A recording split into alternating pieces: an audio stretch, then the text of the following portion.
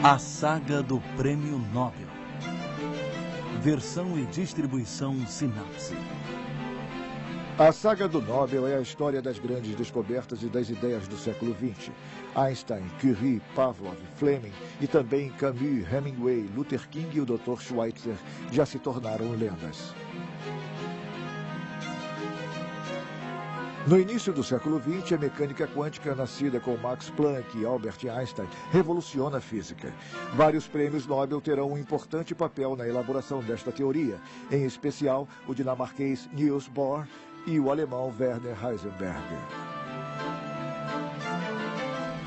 A teoria quântica. Na Europa, os anos 1890 são uma época de certezas. O mundo, marcado pelos transportes e pelas comunicações, praticamente esgotou seus mistérios. A locomotiva e o avião permitem ao homem dominar o espaço e a natureza, cujas leis ele enfim acredita conhecer. A descrição do mundo pela ciência parece estar sendo concluída. A matéria inerte é constituída de pedacinhos elementares, os átomos. A luz é uma onda que se propaga através do espaço. Lord Kelvin, um dos grandes físicos do século XIX, afirmava: A física forneceu uma descrição coerente e a priori completa do universo. No entanto, restam alguns pontos obscuros, alguns detalhes intrigantes que Lord Kelvin chama de duas nuvenzinhas escuras. Na tentativa de dissipar uma dessas nuvens, um físico alemão, Max Planck, vai desencadear um processo que fará desmoronar todo o edifício. O problema que o preocupa é o da luz emitida por um objeto quando ele é aquecido. A cor da luz emitida por este objeto varia com a temperatura. As teorias da época correspondem aos resultados experimentais com o infravermelho e a luz visível, mas elas preveem mais ultravioletas do que o observado. Em 1901, para eliminar esta contradição, Max Planck propõe um modelo em que a energia é emitida por porções sucessivas, por pacotes. Ele dá a esses pacotes o nome de quanta, e seu valor é calculado a partir de uma constante universal, logo chamada de constante de Planck. Essa descontinuidade no mundo da energia é totalmente revolucionária, e Max Planck tem plena consciência disto. É um ato de desespero para explicar os resultados experimentais. Ele passará os 10 anos seguintes tentando se livrar em vão dos quanta de energia. Eles lhe darão o Prêmio Nobel em 1918. Na época da sua descoberta, Max Planck já é um físico de primeira linha, professor da renomada Universidade de Berlim. Porém, a maioria de seus colegas considera seus resultados um atalho matemático cômodo, sem significado profundo. Menos Albert Einstein. Ele acredita nos quanta de energia. No início dos anos 1900, ele é um simples funcionário do Departamento de Patentes de Berna. Nascido em uma família judia alemã, ele veio estudar na Suíça para fugir do sistema escolar prussiano, cuja rigidez e severa disciplina nunca suportou. Mesmo em Zurique, onde terminou com brilho seus estudos na escola politécnica, ninguém lhe ofereceu um cargo universitário. Muito independente e pouco social, Einstein sempre preferiu trabalhar e refletir sozinho. Ele gosta do seu trabalho no departamento de patentes, onde pode descobrir todo tipo de inventos, dos mais sérios aos mais extravagantes. Um trabalho que também lhe deixa tempo para refletir sobre o que realmente lhe interessa, as leis fundamentais do universo. Einstein acha Planck um tanto cauteloso. Ele sonha com um questionamento muito mais radical. Eu quero saber como Deus criou o universo. Não me interessa este ou aquele fenômeno, ou o espectro deste ou daquele elemento. Eu quero descobrir o que Deus pensa. O resto é detalhe.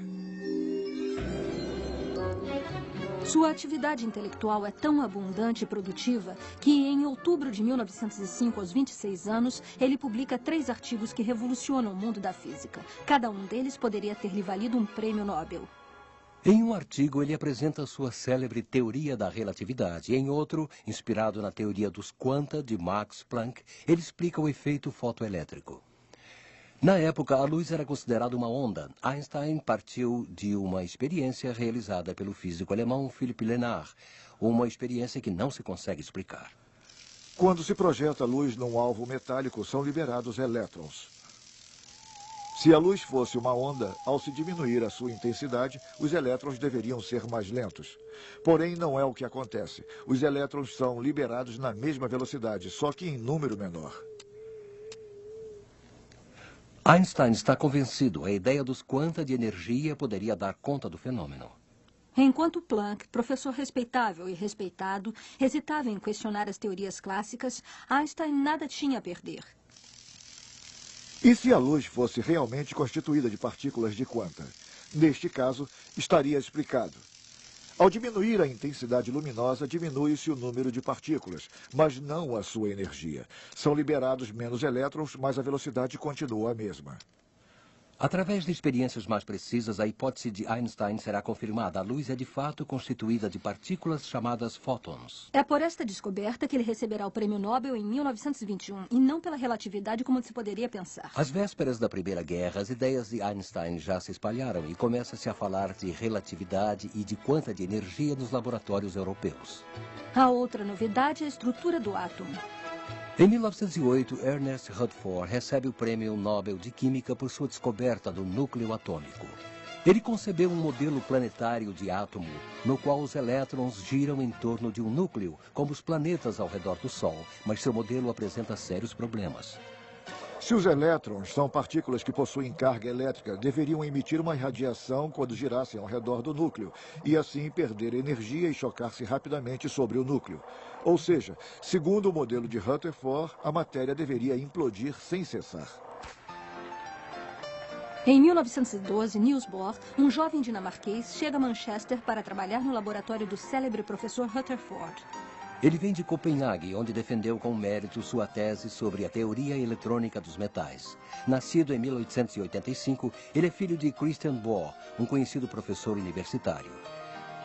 Seus colegas o descrevem como um pálido e discreto rapaz, com sérias dificuldades para se expressar em inglês. Ele não fala muito, mas ouve e aprende bastante. Também lê muito. Escreve diariamente para Margrethe, sua noiva que ficara em Copenhague, e pensa em parar no átomo. Para resolver as contradições do modelo atômico de Rutherford, ele tenta aplicar as ideias quânticas de Planck e Einstein, progredindo pouco a pouco. Ele escreve ao seu irmão Harald. Pode ser que eu tenha resolvido alguma coisa, que talvez corresponda a uma pequena parte da realidade. É o encontro com a espectroscopia que vai provocar o estalo. Bohr vai aperfeiçoar um modelo de átomo cuja finalidade é explicar por que cada elemento tem um espectro luminoso formado de raias luminosas características. No modelo de Bohr, o elétron só tem acesso a um número limitado de órbitas, que correspondem a níveis diferentes de energia. Ele pode pular para uma órbita externa se receber energia, se captar um ou vários fótons. A seguir, ele pode saltar de volta para uma órbita mais baixa, liberando um fóton. É o salto quântico, responsável pelas raias espectrais. A ideia é genial e funciona. Diversos dados que os físicos haviam descrito e guardado durante anos são retirados das estantes e assumem um novo sentido. Os físicos pensavam ter uma descrição coerente e quase completa do universo. A mecânica quântica veio abalar suas certezas. Se o elétron pode saltar de uma órbita para outra, isto significa que a física clássica não se aplica à escala atômica. Não é só a estrutura do átomo, mas todo o conhecimento científico que está sendo questionado. Em 1920, Bohr funda o Instituto de Física Teórica em Copenhague, para onde logo afluem jovens físicos de toda a Europa. É o início do que irá se chamar a Escola de Copenhague. 7 prêmios Nobel, a começar pelo de Física para Niels Bohr em 1922. Então, agora está tudo bem? Nem pensar. O modelo de Bohr explica o espectro de um único elemento, o hidrogênio. Bohr viaja muito. Ele é convidado para fazer conferências em várias cidades da Europa. No início de 1922, ele está em Göttingen, local do alto pensamento matemático alemão. É aqui que ele encontra um jovem físico de 20 anos que ousa lhe fazer objeções, Werner Heisenberg. Impressionado, Bohr o leva para um longo passeio no campo, durante o qual fala de suas pesquisas atuais, de suas dúvidas e esperanças, e o convida para trabalhar em Copenhague, no Instituto de Física Teórica. Convite que Heisenberg só poderá aceitar na Páscoa de 1924. Em Copenhague, ele descobre a atmosfera criativa e informal que reina no instituto. O ping-pong parece ser a única verdadeira atividade experimental. Durante os 3 anos seguintes, Heisenberg passa uma boa parte do tempo com Bohr e sua família. Aos poucos, cresce uma grande amizade entre os dois homens e uma nova visão do mundo atômico. Ao contrário de Bohr, Heisenberg rejeita as analogias tiradas do mundo visível. Ele abandona a ideia das órbitas eletrônicas e aborda o problema de forma puramente matemática. Seu modelo vai chegar a uma descrição estatística do átomo. Num determinado momento e local, só a probabilidade da presença de um elétron pode ser conhecida. Há uma verdadeira explosão da física atômica na Europa. Em Copenhague, em torno de Bohr, multiplicam-se os modelos atômicos e as equações. Heisenberg, Wolfgang Pauli, Paul Dirac e outros desenvolvem o modelo atômico do mestre. O francês Louis de Broglie havia sugerido que, se existem partículas de luz, a matéria também se comporta como uma onda. A partir desta ideia, o austríaco Erwin Schrödinger constrói uma outra teoria matemática, a função de ondas. Assim, ele espera livrar a física dos quanta, que ele considera grosseiras dissonâncias na sinfonia da física clássica. Mas, após longas discussões com Bohr e Heisenberg, Schrödinger acaba aceitando a ideia do quanta. E o melhor, ele demonstra que sua teoria é logicamente equivalente à de Heisenberg. Receberão o prêmio Nobel de Broglie, Pauli, Dirac e Schrödinger. Mas, para Bohr, os modelos matemáticos não são nada se não levarem a uma verdadeira compreensão dos fenômenos em si. É aí que tudo se complica. A característica ondulatória da luz é provada por uma experiência clássica, as fendas de Young.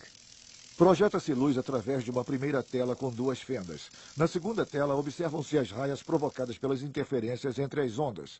Mas, sendo a luz composta de partículas, pode-se projetar os fótons um por um. Após um certo tempo, encontra-se a mesma figura de interferência. É como se o fóton tivesse passado por 2 buracos ao mesmo tempo e interferisse nele mesmo. Estranho. Bohr e Heisenberg passam o outono e o inverno de 1926 discutindo intensamente durante caminhadas pelo campo. Tentam construir uma imagem coerente da realidade descrita por suas equações. Mas como a luz pode ser ao mesmo tempo onda e matéria? Heisenberg conta mais tarde que era perseguido por uma constante indagação. Será possível a natureza ser tão absurda quanto parece? A resposta que ele encontra é o princípio da incerteza. Não se pode conhecer com precisão, ao mesmo tempo, a velocidade e a posição de uma partícula num dado momento. É como fotografar um objeto em movimento. Se você abre por muito tempo, você tem uma ideia da velocidade, mas é nebuloso. Você não vê de fato a posição. Se você abre um tempo muito curto, você vê cada vez melhor a posição, porém cada vez menos a velocidade. Surge uma aurora nos novos tempos, exclama Pauli, seu velho amigo, ao saber desses resultados. Estas novas ideias serão apresentadas aos grandes físicos da época durante um congresso em Bruxelas em 1927. Bohr passou meses escrevendo sobre todas essas descobertas. Pesou cada palavra para explicar com o máximo de precisão o que se chamará mais tarde a interpretação de Copenhague. Bohr não vê a hora de conhecer a reação de Einstein. Nessa época, Einstein não é mais o jovem anticonformista isolado de 1905. Aos poucos, o princípio da relatividade se impôs a todos. Em alguns anos, Einstein atinge uma celebridade jamais conhecida por outro físico. Sua personalidade e suas tomadas de posição contra o militarismo fizeram dele um personagem público e um verdadeiro símbolo. Em 1913, Max Planck o convida para voltar à Alemanha com o título de professor e total liberdade para suas pesquisas. Após muita hesitação, Einstein acaba aceitando. Em 1927, ocupa um lugar de primeira linha no Instituto Kaiser Wilhelm II em Berlim. No centro das instituições prussianas das quais ele havia fugido, Bohr faz sua conferência e a reação de Einstein é imediata. Ele rejeita tudo. No dia seguinte, ele propõe um primeiro argumento para tentar atacar o princípio da incerteza. É o início do célebre debate entre Bohr e Einstein, que só vai parar com a morte de Bohr em 1949. O que os contrapõe, na realidade, são posições filosóficas diferentes. Einstein continua ligado a uma visão determinista da física clássica. O universo é um grande relógio que possui uma estrutura escondida, mas inteiramente decifrável. No esforço que fazemos para entender o mundo, parecemos um pouco com o homem que tenta entender o mecanismo de um relógio fechado. Ele vê o mostrador e os ponteiros em movimento, ouve o tic-tac, mas ainda não sabe abrir a caixa.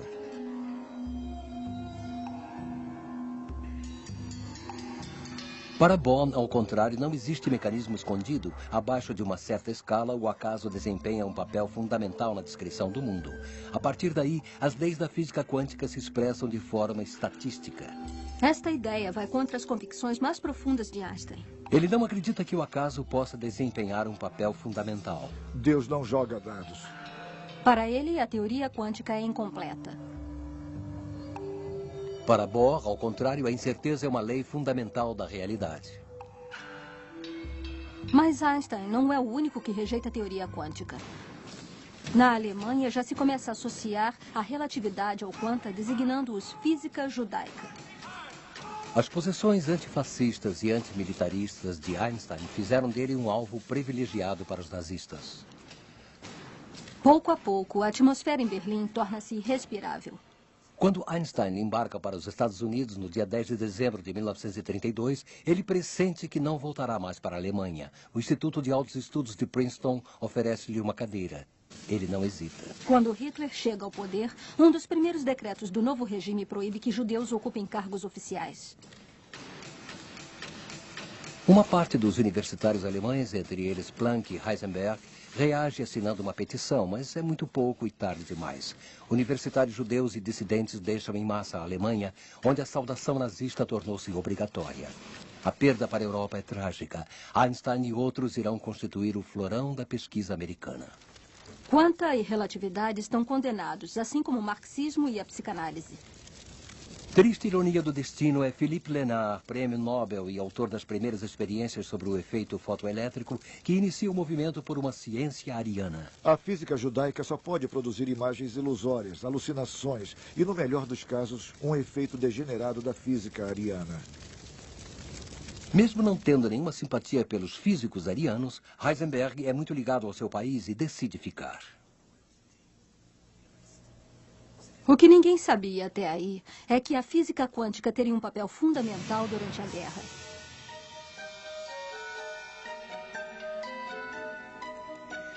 Em 1938, em Berlim, Otto Hahn obtém um resultado espetacular. Ao bombardear o urânio com nêutrons, ele encontrou o bário, um elemento muito mais leve. Lise Meitner e Otto Frisch darão uma interpretação correta. O núcleo do átomo de urânio foi quebrado, liberando energia. Este fenômeno será chamado de fissão nuclear. Bohr está entre os primeiros a saber da notícia que corre como um rastro de pólvora pela Europa e pelos Estados Unidos. Foi quebrado o núcleo do urânio. A palavra bomba atômica está em todas as bocas. Leo Szilard, físico húngaro que trabalhava em Colômbia, está convencido de que os alemães já estão na pista da bomba.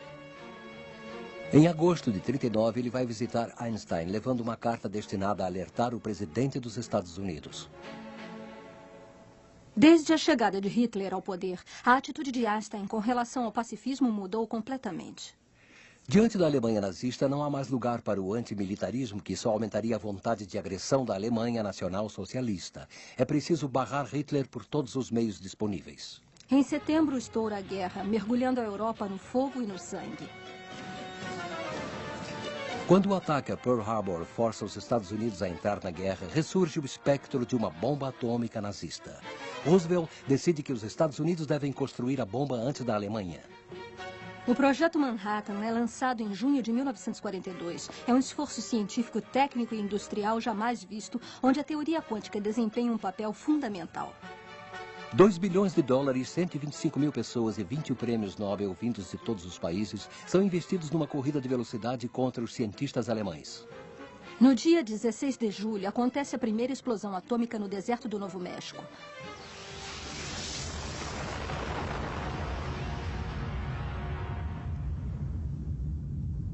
Três semanas depois, é Hiroshima. Os Estados Unidos ganharam a corrida contra os nazistas. Só que a corrida nunca aconteceu. Os alemães realizaram menos de 5% do trabalho que levaria a bomba, disseram os americanos após a guerra. Na verdade, a questão foi encerrada em junho de 1942. Questionado pelas autoridades militares alemãs, Heisenberg respondeu que a confecção de uma bomba demandaria um esforço colossal e não seria concluída antes de 1945. Hitler queria ganhar a guerra rápido. 1945 estava muito longe. O dossiê bomba atômica foi arquivado em definitivo. Mais tarde, Heisenberg vai dizer: a possibilidade de fabricar bombas atômicas criava uma situação horrível para todos os físicos e particularmente para nós, alemães, porque a ideia de colocar uma bomba atômica nas mãos de Hitler era terrível. Suas amizades antes da guerra, em especial sua grande amizade com Bohr, não serão a mesma coisa devido à sua atitude ambígua. A mecânica quântica jogou uma nova luz sobre os fenômenos que ocorrem no interior do átomo. Ela permitiu numerosas aplicações do laser à energia atômica, passando pelos circuitos integrados que compõem os computadores. Mas talvez o essencial esteja em outra parte, na estranheza radical que essa teoria trouxe ao centro do pensamento científico, uma estranheza que Einstein nunca pôde resolver. O debate entre Bohr e Einstein, iniciado em 1927, vai prosseguir até depois da guerra.